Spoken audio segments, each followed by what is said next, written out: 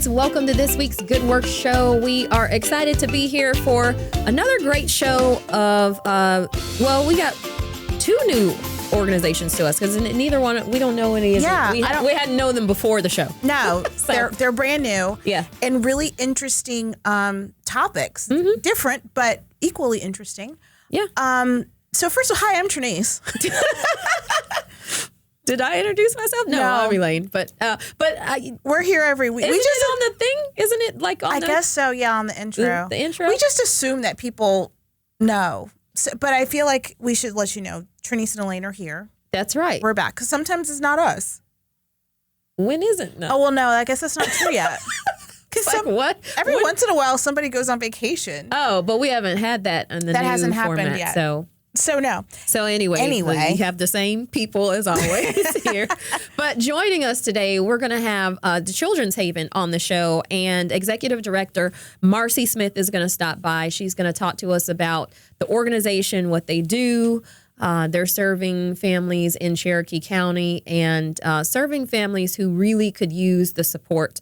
They're just dealing with children who have been taken out of the home for one reason or another.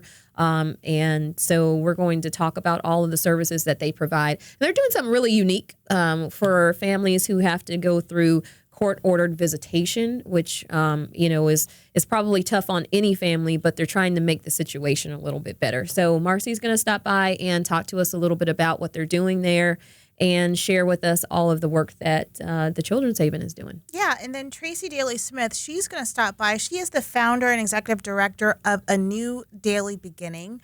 Really great organization that's offering treatments for folks suffering from cancer and their caregivers, which I think is really important and interesting to talk about both sides of that equation. But, talking about some of those things that we think about when people have an illness or they're going through treatments, that we're only talking about the medical stuff, but they're talking about taking care of the body in a different way, but in a very specialized and trained way, which is really important. So I'm excited to have Traci here and learn about what she's doing.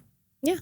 And the folks that she works with. Yeah. And so we definitely have to thank Joe, who works here at the station, for referring Traci to us. Yeah, we love a referral. I know. So. Yeah, and we just had. She's like, "Oh, would you be interested?" We're like, "Absolutely, we'd be interested in that." So that being said, if you know of an organization that you think should be featured on the Good Work Show, by all means, make sure that you. You click. If you're seeing this online, then you're probably on our YouTube page, or maybe you're on social media on one another other platforms.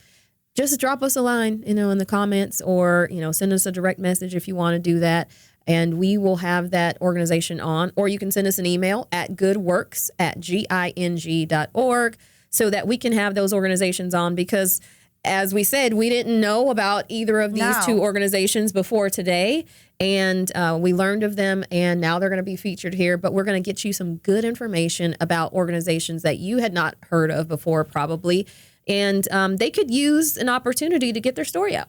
Yeah, and what we love is that when there's a resource in the community that somebody knows about, somebody might be going to A New Daily Beginning, and they know all about the incredible resources that Traci has for her clients, but you're like, well, I wish more people knew about this. Well, this is how you find out. Right. This is how more people find out about what's going on in the community. You tell us, and then we bring them in. Yeah. And then we let them tell you. And then, it's the circle of life. It is. Yes. So I'm going to start speaking in Lion King. Oh, okay. The closer we get to the release date. When does it come out? It's soon. I don't know. You don't know. It's sometime. I don't know. You should just say that. It's like I know it's soon, but it's like in a few weeks. I think it's sometime I never know soon when movies this summer. come out. But we talked about how excited I am about this. Yeah, we did talk about that. This is, I think it's going to be really. I've been real anti-movie theater for the last few. I don't know, probably the last maybe 5-10 years.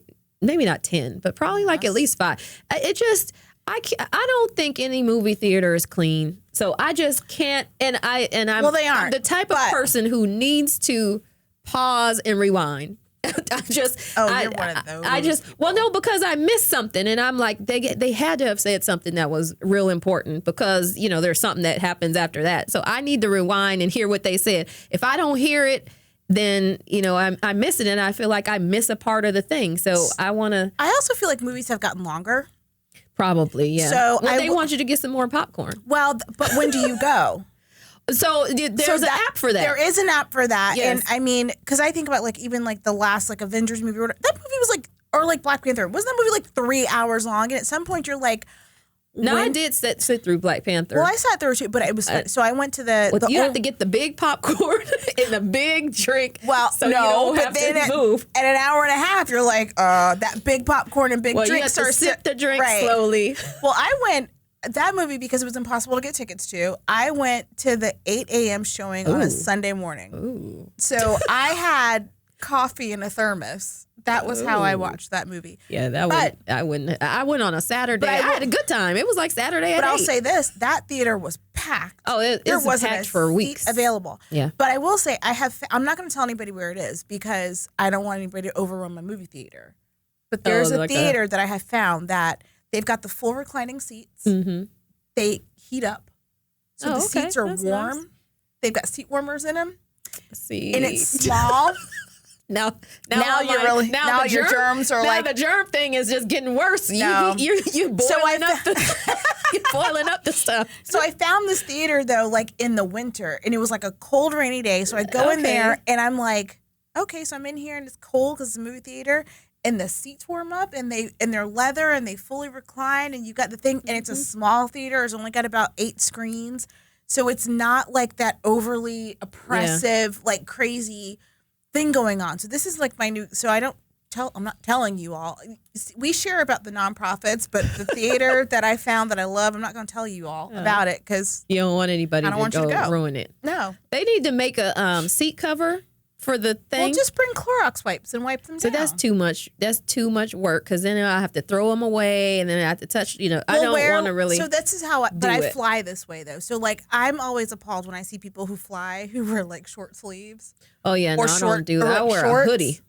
I don't want any part of my body to touch an airplane seat. I wear long pants, long sleeves. I wear anything that can throw in the washing machine. I don't wear anything that needs to be dry clean. It has to if I have to throw it away, then that's fine. It can be thrown away. When I flew to Japan, I did have socks that I bought just specifically for that flight because the ones with the hard bottoms because I didn't want to have to wear shoes on a plane for 12 hours. Mm-hmm. But I literally did when the plane landed. Away socks? I took them off. I put my shoes on. I threw the socks in the trash in the Tokyo airport. Mm-hmm. Done. Yeah. I'm not germophobe-ish.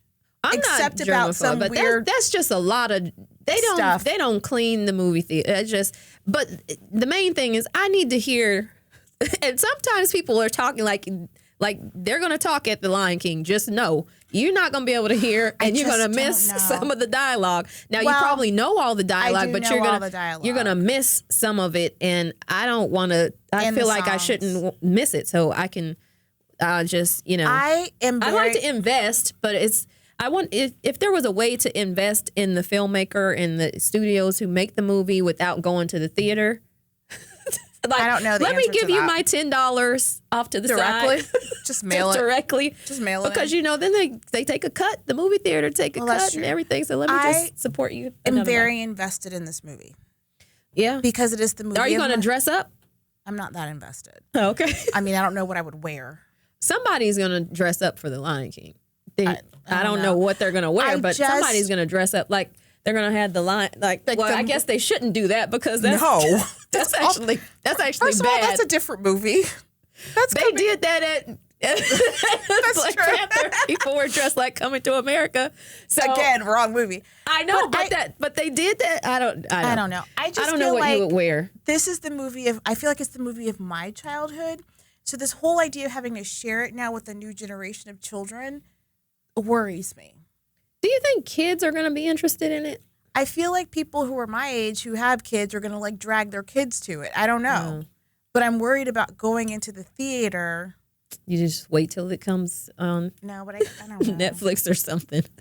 I don't know. We'll see. I haven't seen Aladdin. I didn't do that one. So, Now that one looked interesting. I wasn't going to go to the thing. Yeah, but I will wait. It takes a lot apparently to drag you to an actual movie theater. It's got to be. And nowadays, it's usually because I want to support the filmmaker. But they should make that. I'm sure there's a way that you can, like a GoFundMe for the like let me just donate directly and then see the movie. Needs a GoFundMe. Well, no, he doesn't. But there's some other smaller things or whatever. Anyway. Now that we have been Siskel and Ebert for the last 5 minutes and giving you all of our thoughts and feelings about movies, movie theaters, and germs, thanks for coming and listening to us this week and hearing what we're going to try to figure out where are you going with this. Well, I was just saying thank you for coming listening to us and hopefully sticking with us. I hope you're still out there. Yes, but we do have some really good content, like you say, some organizations that you have probably not heard of before, so you're going to want to stick around to hear what they do. The Children's Haven is coming up first, so even if you are thinking, well, I don't even live in Cherokee County, you should really listen to what they're doing because there's opportunities for you, one, if you know somebody who does live in Cherokee County, to refer them to the Children's Haven. But two, organizations like this that are serving one community or another only are able to grow when people support them. So if the services that they are offering there could be used somewhere else, it would be great if people knew about it. And so they say, hey, I need that in my community. And then that's how a lot of times nonprofits are able to grow, provided they have the funding to do so. So that obviously kind of goes with it too. And there's some aspects of what they're doing that happen other places. That's true. So you can learn a little bit about what they're doing and then be able to find out information about how you can deploy that same information where you are. Because that's something that I think is important too. It's not, some of the stuff they're doing is very specialized to Cherokee County, but some of it actually does apply to other communities in the area. That's right. So stick with us after the break. We're going to hear from the Children's Haven, and a little later we're going to listen to a new Daily Beginning. To learn more about the show and how your company can tell their story, like us on Facebook and follow us on Twitter @GoodWorkShow. Audience, welcome back to the Good Work Show. We are excited to have our guest here with us, Traci Daly-Smith, who is the founder and executive director of A New Daily Beginning. Welcome to the show. Thank you so much, Elaine. I'm so glad to be here. Yeah. Trenise, so nice to see you. Absolutely. So, Traci, tell us, what is A New Daily Beginning and what's your mission? Okay. Well, 2 years ago, I created A New Daily Beginning, and it is a nonprofit that works with cancer survivors, caregivers, and patients, whether they're in treatment or out of treatment. And we provide therapeutic services and treatments, massage, skincare by oncology-trained estheticians and massage therapists, so that it kind of helps with their getting through the healing process and getting to the next steps in their life after they get through the recovery. Cool. Yep. So talk to us a little bit about that. So, because it sounds specialized, oncology aesthetics. Yep. So what is it? Okay. And what made you learn more about it? Because that's not necessarily how you got started. You are an esthetician. Did I say that word right? Yeah, you did. Okay. Cool. Yeah, you did a great job. Did a great job. That one time. That's the only time I'm going to try. So oncology aesthetics is a specialized training that an esthetician can pursue after being licensed in the state that they are in. And it's usually about a 3 to 4 day training. And what it does is it teaches them about how to care for patients that possibly are in treatment and or survivors, so that they don't cause any reactions with their skin and or doing improper massage techniques, etc. With them going through treatment and after, they will have side effects. And especially during treatment, ironically enough, the cancer isn't what really is the bad part for these people. It's more of the treatments, the drugs that they're going through, the radiation, etc.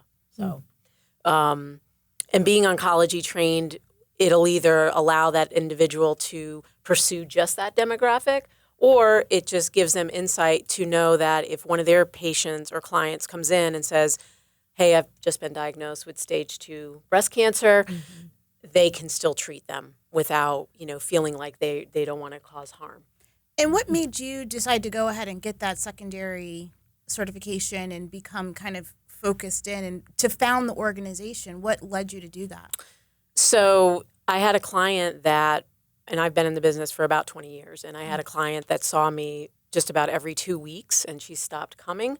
And I reached out a couple of times, and then finally she contacted me after a month, and she had been diagnosed with esophageal cancer and was just, heartbroken, just really going through all the emotions. And at that point, I just knew I wanted to help her as much as I could, just being a healer and a massage therapist and esthetician. But I was a little nervous. And I wanted to make sure that I didn't cause her more harm, but I knew that she needed that extra care, TLC. So I started doing more research about it, and that was kind of why I pursued it, because I just felt like my hands were a little tied, and I didn't just want to Google something and just go, oh, yeah, do this, and then find out later that wasn't really true. So, yeah. So I'm just curious, what actually can happen? I mean, because this is like really foreign to me. So, you take medications, and sometimes, for the most part, all I've ever seen is just stay out the sun. Right. Yeah, exactly. Yeah. So, right. So what else, though? I guess in a massage, because I would have never thought going to an esthetician, having a massage or some kind of treatment that you might be able to offer would actually be in conflict with medicine, or and something, somebody's going through some treatment. So can you talk a little bit about that? Yeah, like what happens with, for instance, just a massage, for example. What kind of could happen if you weren't trained the way that you were trained, and you kind of know what you know? So a lot of the medications that they take can cause different skin issues.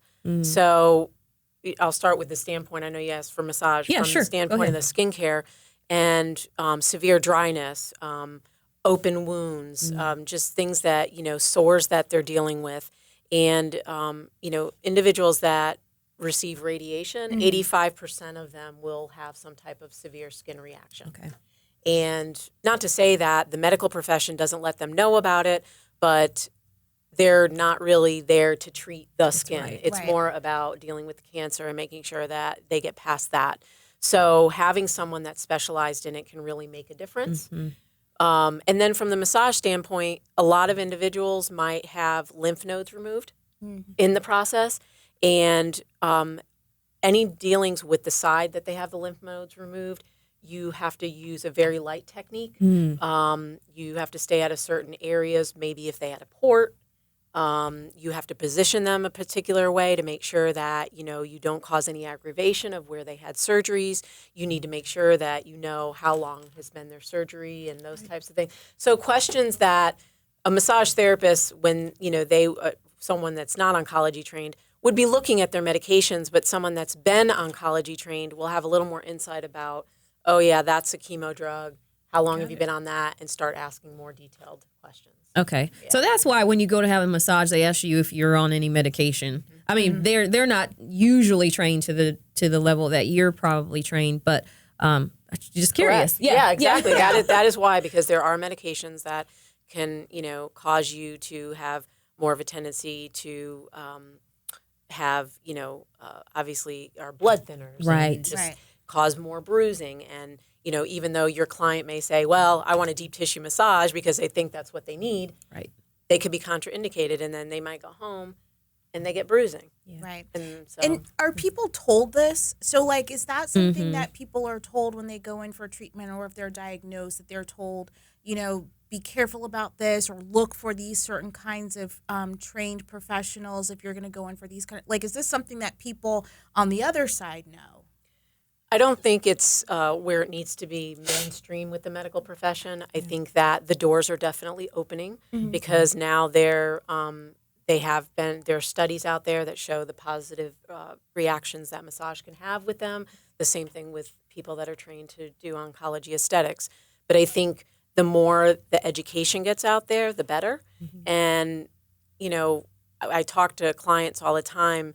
And, when you're getting hit with all of that information, it's really hard to think about. And then when you are done with treatment, a lot of times you just want to avoid, even saying that you had cancer. Right. And that's the scary thing, because then they go to just a massage studio, and not to say that that massage therapist is not trained to be a massage therapist, but they don't have the specialties that they need to work with them. Exactly. Yeah. So tell us what you offer, the range of services that you can provide to someone who is kind of coming to you for your services. So depending on, if they have any skin reactions, we can definitely work with them on that. Mm-hmm. A lot of the times the treatments are more focused, obviously, for sensitive skin, severely dehydrated, so facials in general. Mm-hmm. And then there are certain steps that we might have to avoid from your typical facial. And then with massage, really all different techniques, but it really does depend on where they are in their recovery. Are they a survivor and such? I have some of my therapists actually do energy work. So Reiki and Tai Chi and, I'm not sure if you ladies are aware of it, but those are techniques that can be done without even touching the client. Mm-hmm. So right now, that's kind of where it's at. I really would like to see it go into offering personal training for these individuals as well, because I think that that's an area that after surgeries and just, I don't know, your life's kind of taken away. It's hard to know what's right and what's the correct thing to do. Absolutely. So all of this sounds incredible. And, knowing folks who have survived cancer and kind of coming out on the other side, and not knowing anything about this, so I'm just wondering, what do you see are the positive effects that your work has on your clients? Well, it definitely helps with the mind-body connection. I think that a lot of individuals, because of the surgeries and just poking and prodding and everything else, they don't really have the best body imaging. I think that really helps them.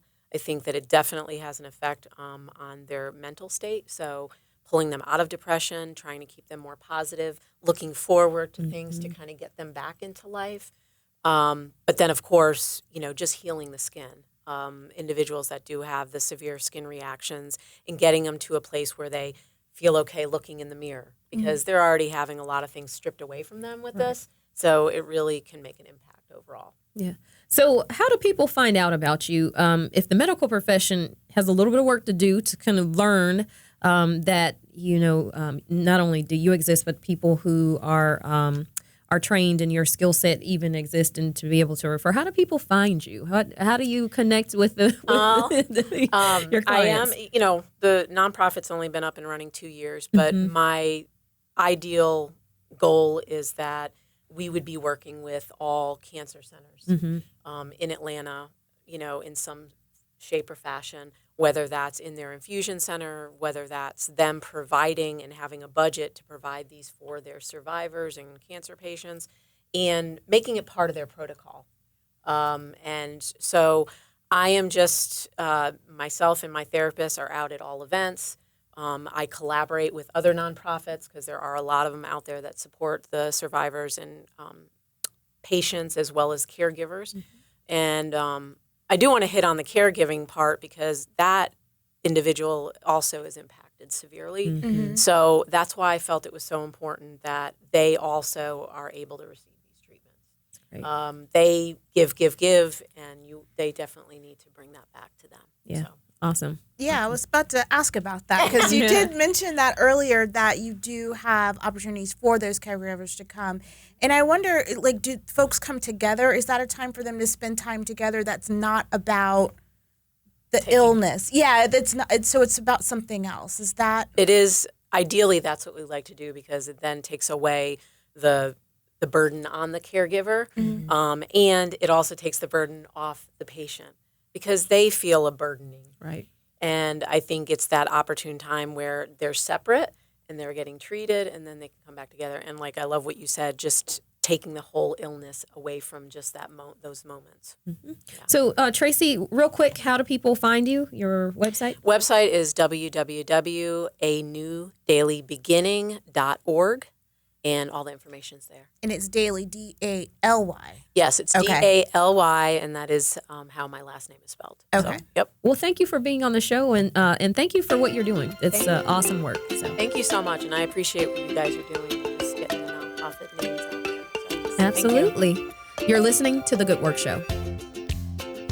To learn more about the show and how your company can tell their story, like us on Facebook and follow us on Twitter @GoodWorkShow. Audience, welcome back to the Good Work Show. We are excited to have Marcie Smith in the studio with us, and she is the executive director of the Children's Haven. Welcome to the show. Thank you so much for having me. I'm glad to be here. Absolutely. So tell us about the Children's Haven. What is it and what's your mission? The Children's Haven is a nonprofit organization. We're located in Cherokee County, and we promote the health and happiness of children who are impacted by abuse or neglect. Cool. Well, I said cool, and I didn't mean that in the sense that, anyway. Okay. I understand. Unfortunately, that our services are yes, needed. But We're doing great that work. you're doing the good work. Yes. Sometimes it's kind of weird how that just pops out. Anyway, so talk to us a little bit about what issues are affecting the kids that you're working with. Yeah, definitely.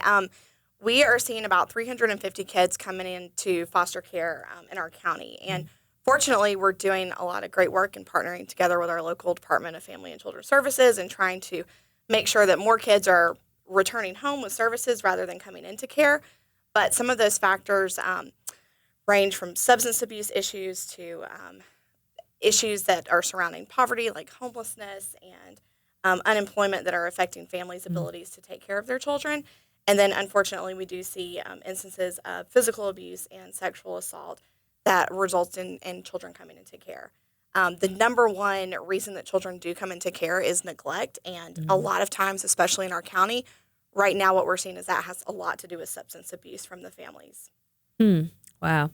So you've got a couple programs that you offer at the Children's Haven, and one of them addresses the turnover rate for child welfare workers. So, folks like CASA. And so tell us kind of how that works and how CASA actually helps with your services and the programs that you offer. Sure. CASA is our flagship program for the organization. We have been doing CASA work, which stands for Court Appointed Special Advocates, for about 25 years in Cherokee County. And the role of a CASA is a volunteer role. So we have staff members who manage these volunteers, but we are fortunate to have about 130 CASAs in Cherokee County who have volunteered to give up their time and their energy and their love and their resources to support children while they're in care.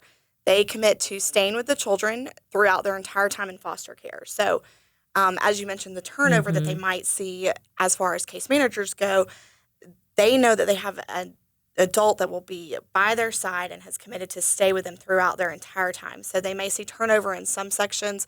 They may meet a lot of new faces when they're having to go to court and therapy and new doctors and foster families. But the CASA is going to be a lot of times the one constant in their life. And that can have a tremendous impact on the security and safety that a child feels. And also knowing that this one adult has committed to learning everything there is to know about this child so that they can be the very best advocate for them inside and outside of court to make sure that we find them a permanent home as soon as possible. Yeah.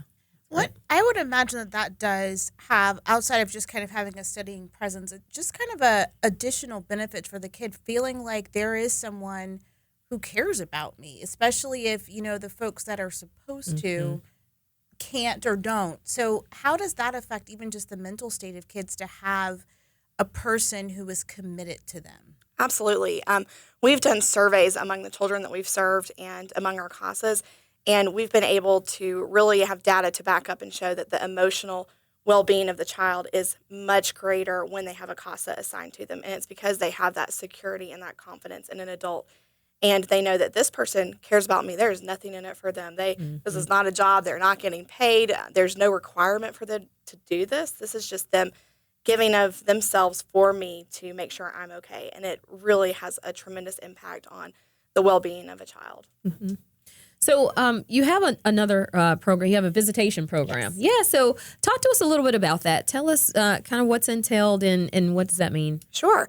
As I mentioned, our CASA program has been around for a very long time. And as the program grew, we realized that there were more services we could be offering to support these families. And supervised visitation was one of those services. So in 2015, we moved into a new facility and we organized members of the community to be part of a group to help us decide how that visitation would look, because we wanted to make sure we were fulfilling a need and that we were doing it in the right way.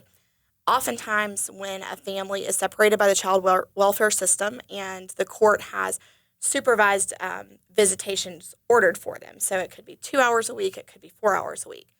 Many times what we were seeing in our county is that there wasn't a location specifically for these visitations. So a child would meet with their biological parents or their siblings at a McDonald's or at a defects office or the sheriff's department.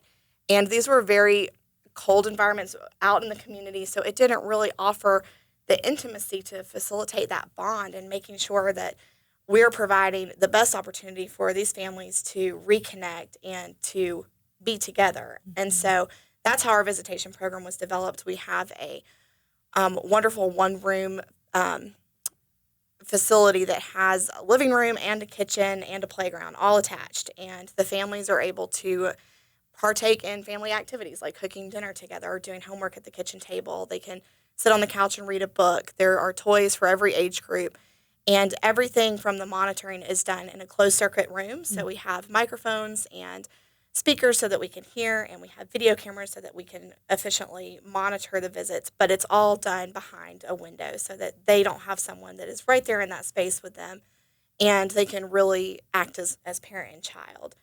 We've seen a lot of great success from this. Our staff members who oversee this program are also trained to offer parent coaching, and they step in when needed. They work on goals with the parents before and after the visit so that we make sure they're making progress in their parenting skills as well as their bonds with their children are remaining intact. Yeah. How do they find out about the home? So if there's a family and the mother or father is ordered to do visitation, do they get a referral to the Children's Haven, or how do they find out that this exists versus, let's meet up at the local restaurant? Sure, and they come to us in a few different ways. We do have a great relationship with the court system, and a lot of times they are court ordered to be at the Children's Haven. Okay. A lot of times their caseworkers at DFACS will recommend that they come to the Children's Haven. And then we have families who find us. Our website is CherokeeChildren'sHaven.org, and families will reach out to us and ask if they can have visitation and if we have slots available for them. We keep a pretty full calendar because I'm sure. people I would like imagine. the setup. Yeah. You've got one room Yes. for 350 some odd families potentially. Yes. They get a lot of one-on-one interaction and special care from our staff too, so that's an added bonus. Mm-hmm. Right. That sounds incredible. So I just wonder, do you have a story that you can share with us about a family or about one of the children that you work with, and just how it just seems like what you're offering is it's all the mandatory stuff, but it's so much more. It's the nurturing. It's the stuff that makes a situation that's bad not terrible, and you can deal with it and maybe even have a little bit of positivity to it. So Sure, and we do in the work that we do, there's a lot of heartbreak, but we try to celebrate those happy stories and the successes that we see and the real impact that volunteers are able to make in the children's lives. One story in particular to our visitation center happened just a couple of weeks ago, and we had a mother who has visitation with her 1-year-old about once a week for 2 hours. So that's not a whole lot of time spent with your baby. And it was just so wonderful the way that it happened because that child actually took her first steps during her visit. Oh, wow. Right. So her mom got to see it, and otherwise her mom would not have had that moment. And we were so happy that we were able to have a place where we could facilitate something like that because that could never be taken away from either one of them, and that was truly special. And then our children who are in care who have had a CASA and are able to thrive because they've had that support is just truly incredible. We have a young lady who her CASA advocated for her and her brother to be in the same placement, and it may not seem like that's a big deal, but if you don't have that person who is being that voice, it may not happen. There are a lot of other boxes that have to be checked, and that may not be a priority. But this CASA worked really hard to make sure that they were placed in the same home and that they could have that bond together, and then to see both of them thrive. This young lady, she is in the military now. She graduated as valedictorian and homecoming queen. It's absolutely incredible just to see what can happen when they feel like they have that support and somebody lifts their own voice to make a difference for the children. Yeah. So how's the Children's Haven funded? I mean, because this is a lot of work, obviously, to maintain, the visitation room, it's got to be kept up. You've got toys for all ages. Somebody's got to buy the toys, you know? So how does all of that get funded? Absolutely. We are very blessed to be part of a giving community. We receive about 60% of our funds from state and federal grants.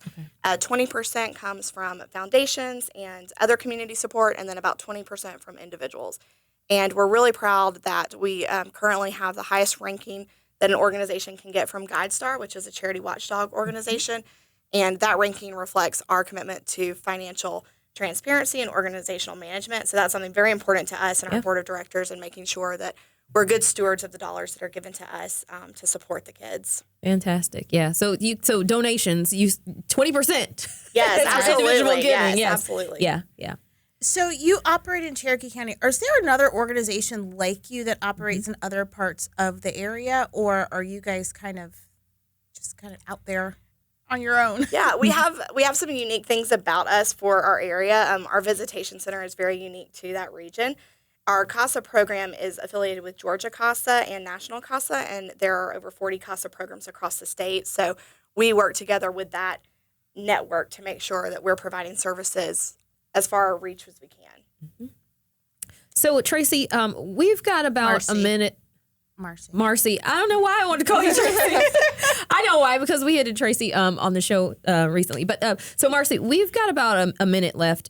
How do people find you on the internet? Because you mentioned GuideStar, and we kind of know all about GuideStar. But so they definitely you have a website where people can go and they can sign up and learn more. Can you give us that? Yes, CherokeeChildren'sHaven.org, and also on social media, on Facebook, we're the Children's Haven, and also on Instagram and Twitter.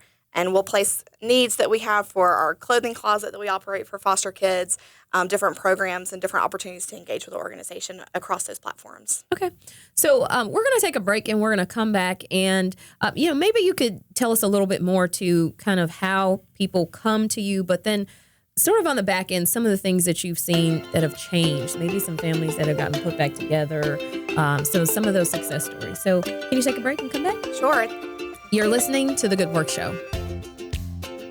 To learn more about the show and how your company can tell their story, like us on Facebook and follow us on Twitter @GoodWorkShow.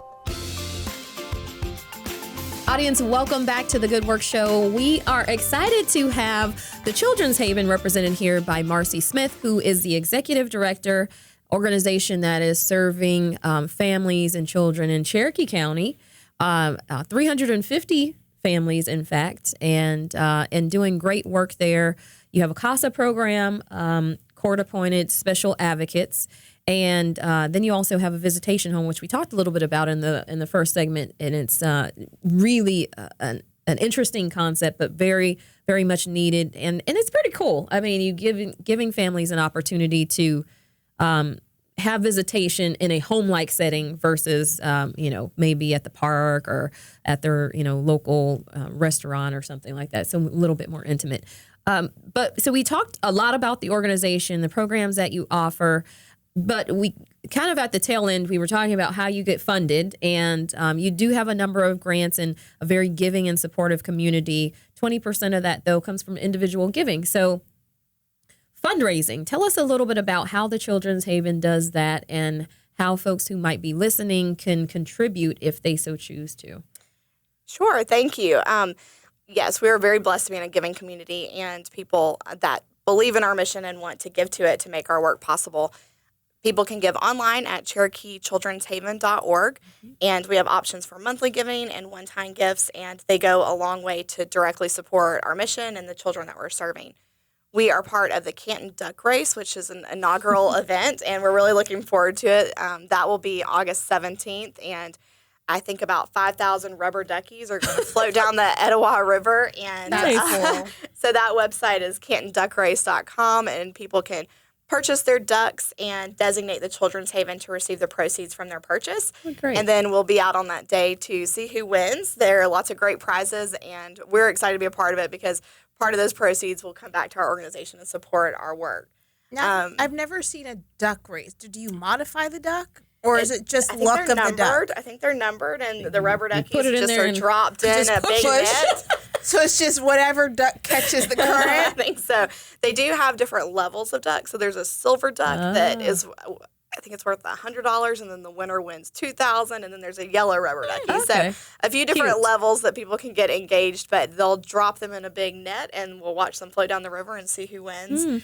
And there'll also be prizes for the nonprofits participating, so we're really excited about great. it. That's Yes. cool. Get behind your duck with like a band. Yes.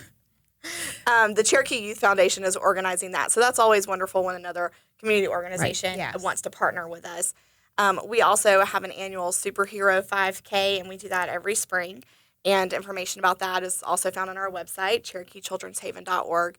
That's a lot of fun. It's a great family event, and we celebrate the superheroes because our CASAs are everyday heroes, and the people that volunteer with our organization, we see them as heroes. And we also recognize that our kids are heroes in a lot of big ways. And so that's a great opportunity for people to get engaged, and we'll be having our 8th superhero run next spring. Wow. Cool. Yes. So you mentioned the CASAs again, and if anybody out there is listening, whether they're in Cherokee County or in the other areas, because CASAs exist everywhere. So talk to us a little bit about what does that commitment actually look like? Because it is a commitment, and it's so beneficial to the child to have that person there. So just help folks understand what that level of commitment looks like, and then what steps do they need to go to if it is something that they think they might be interested in. That's a great question. And I think that a lot of times people hesitate and think, I don't have time to do that. That is for someone who is retired and has more time to give.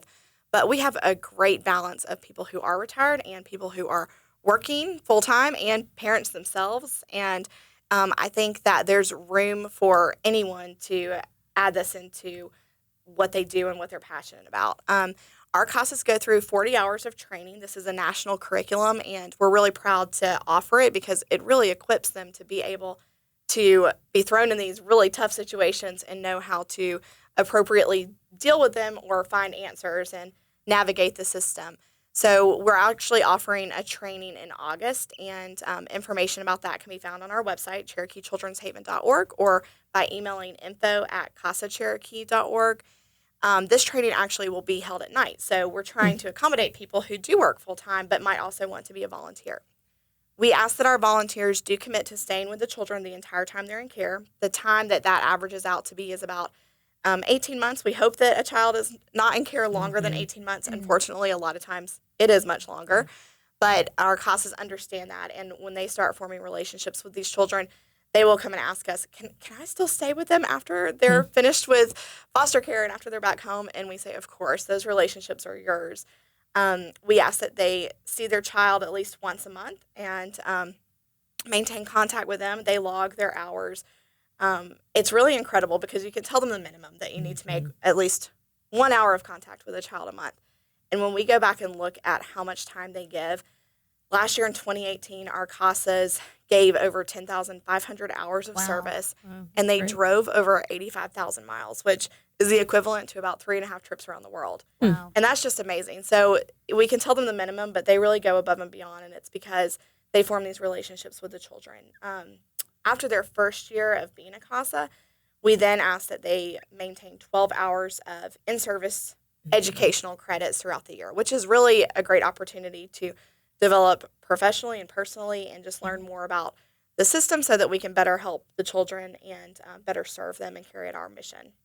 And are folks assigned to one child, or do they have multiple children? How does that work? Usually it will be one child or one family at a time. And the reason for that is because we want them to be able to give their all to that one child and really know all the ins and outs of their life so that they can put the pieces together and do the very best job of advocating. We will have CASAs who will volunteer to take on a whole family of children, and they feel like that they'll know those siblings better than anybody else, and so they may have a group of 4 kids that they're advocating on behalf of because they're all part of the same family. Cool.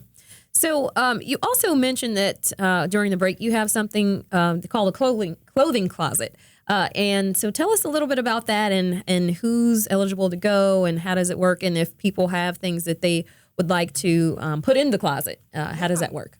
So the very bottom of our facility has a 1,200-foot clothing closet, and we call it our caregiver's closet. And everything in that closet is for the caregivers of the children who are in foster care. So for our foster parents, for our guardians, and everything is free to them. So they can come and shop, and it's free of charge. They can get everything they needed. A a lot of times when a child will come into care, they will come with the clothes on their back. They may have a trash bag with 1 or 2 outfits in it. A lot of times we're seeing that they've never had new clothes before. They've never had something that was just theirs.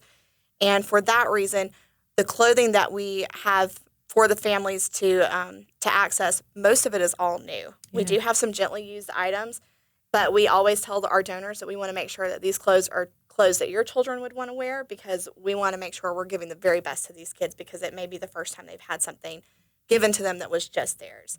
We also take toiletries. We always need everything from shampoo to conditioner to toothpaste and hairbrushes, everything from infants to teenagers. We have toys and books and baby items like bathtubs and walkers and strollers and high chairs.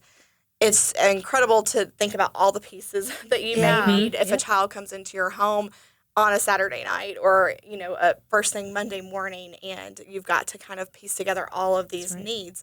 So our foster families can come anytime to go shopping and get what they need, and they can take as much as they need. And then we will put a call out into the community of what we actually need to restock our shelves with. Mm-hmm. And we are blown away by the generosity of people who just drive up and fill those needs right away. And so it's been a great cycle to see things come out and go in, and we know that they're going into the hands of people who need them the most. Fantastic. So we've got probably about 3 minutes left. What else? What's next for the Children's Haven? So you've got these great programs that are running. You're serving lots of families, hundreds of families across Cherokee County. What's next, and what's the next iteration? What are you looking forward to? Thank you for asking. We are definitely growing, and it's been exciting. Unfortunate that the need for us is growing, but we're looking to grow in other ways. So with our visitation and our CASA program, we're really servicing people after trauma has happened. Yeah. And we really want to start looking at being more proactive and being on the prevention side. So in 2018, we became an official chapter of Prevent Child Abuse. So we're affiliated with Prevent Child Abuse Georgia and Prevent Child Abuse America. And our program is called Prevent Child Abuse Cherokee. And this is brand new for us. So we've done some awareness and education opportunities around it. We've hosted some classes for different members of the community. One of those was Youth Mental Health First Aid, where we partnered with Georgia State to empower people and get them certified to work with young people who may be struggling. But I think that this program is going to also offer us an opportunity to provide supports to parents and really work on doing some of those preventative measures before children come into care. So hopefully we'll be able to offer some parenting supports and classes directed toward young moms, teen moms, teen dads, and families who have maybe had a previous history with DFACs that need a little bit extra support so that we can focus on the reunification and the prevention. Wow, that's great. Yeah, yes. That's nice that you're getting there before that proactive. So at some point, maybe you might put the other half of the business out of business. I mean, that would be great. That would be awesome. As long as you still exist, because unfortunately, the need will probably always be there. But that's great that you're kind of tackling the issue from both sides. Yes, that's what we hope to do, and hope to impact kids who are affected by abuse, and then kids who are also susceptible to it, so that we can see some turnaround and break some cycles. Absolutely.